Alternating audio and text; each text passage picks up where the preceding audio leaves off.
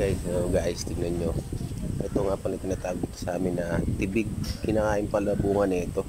Tapos yung dahon nito ay pinang-iis namin dati ng kaldero. Pwede rin siyang pang-isis ng tsinelas. Ay, naisip ko lang sabihin, wala ba sabi. Ayan, pati bunga niya kinakain. Manamis-namis yung bunga niya, parang saresa ba. Yung parang dragon fruit, yung buto-buto niya pag kinain mo. Ang sarap kaya. Minsan testingin nyo rin.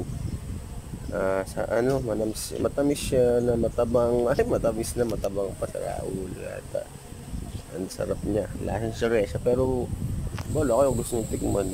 Sabi nila, enjoy kinakain ng mga sundalo sa gera dati, kalaban nila kapon. Sundalong Pilipino, tapos yung sanga niya pag binali mo, nagtutubig, ay daw iniinom nila. Salamat guys, may full video ako niya sa pagkain na yan, kailangan ko nga pala yan. Thank you.